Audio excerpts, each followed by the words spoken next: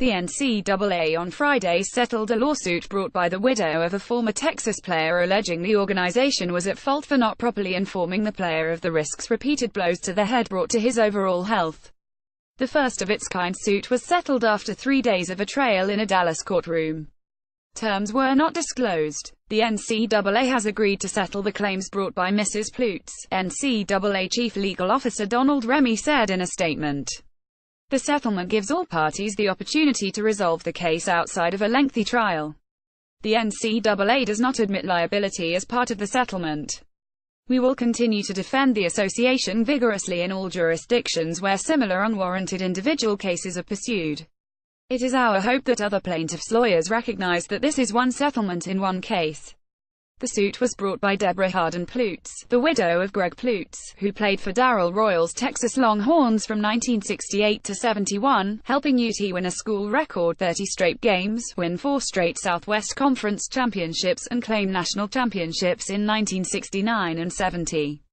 He was named the SWC's Defensive Player of the Year in 1971 but did not play professionally, instead pursuing a career as a teacher after his 1972 graduation. Plutz passed away in 2015 and donated his brain to Boston University, who ruled he suffered from CTE, which can only be diagnosed posthumously. The suit stated Plutz suffered from memory loss, difficulty communication and confusion, according to the Associated Press. Plutz widow sued for negligence and wrongful death, arguing that repeated head trauma and lifelong cognitive difficulties were not communicated as part of the assumed risks of playing college football. Well, this is certainly interesting.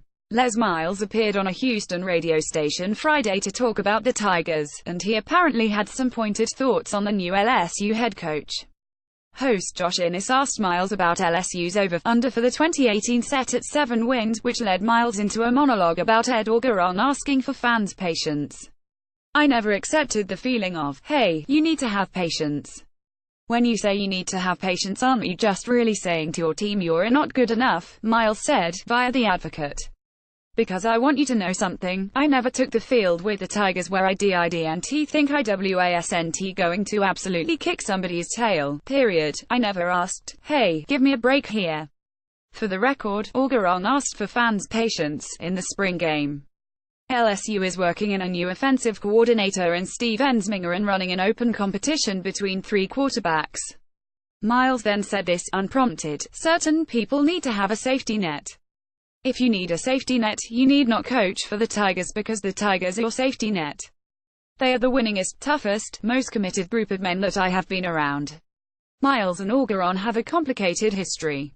Miles hired Orgeron as his defensive line coach ahead of the 2016, a supposed game-changer hire after Miles was nearly axed in 2015.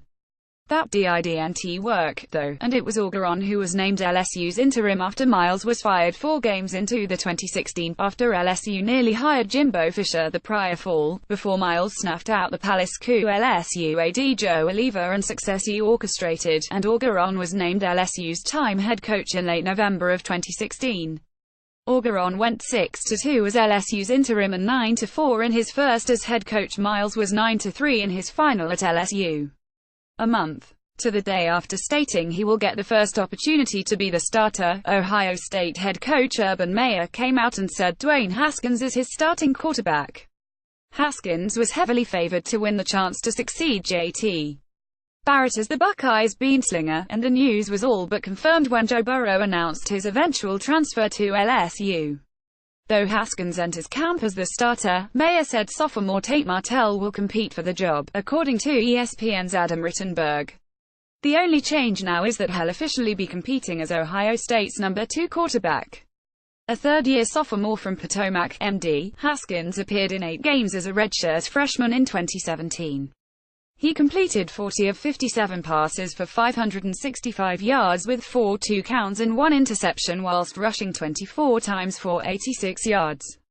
His biggest performance of the came in relief of Barrett at the Big House, nailing 6 of 7 passes for 94 yards while adding 3 carries for 24 yards to help lead Ohio State to a 31-20 win over Michigan.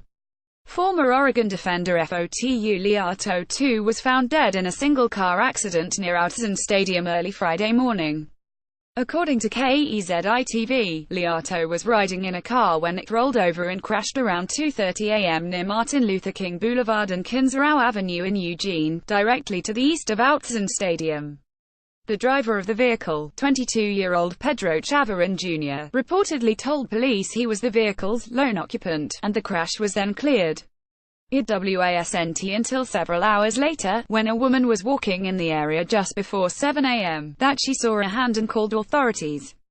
Chavarin was taken to the hospital and cited for the DUI, according to KEZI. Obviously, the discovery of Liato's body complicates the case tremendously. The coroner will have to determine the approximate time when Liato's death occurred and whether Chavarin's alleged falsehood cost Liato his life. My USO will forever be in my heart.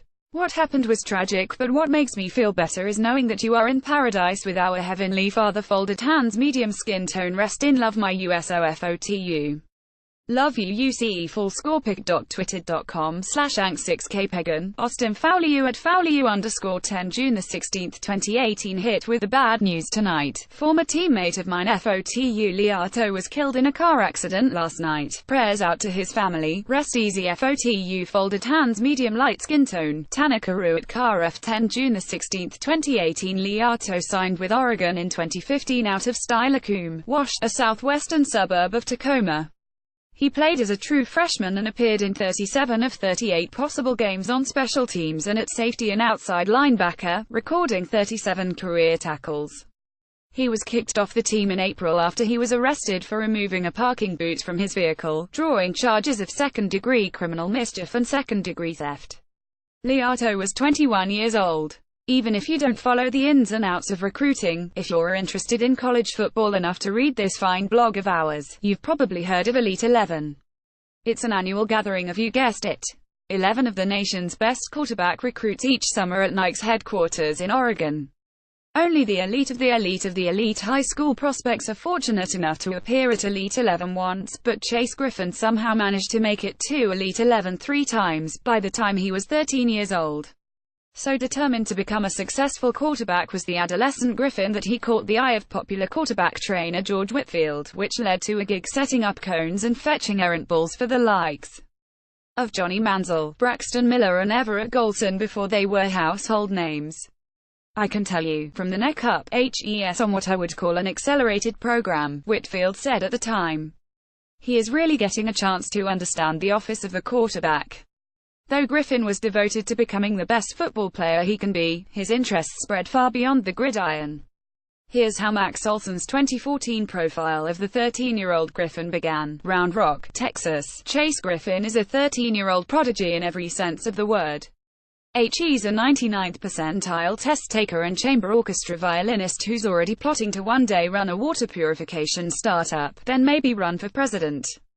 Fast forward 4 years and Griffin is now a 17-year-old rising senior at Central Texas Hutto High School, where he starts for the Hippos as a consensus 3-star recruit.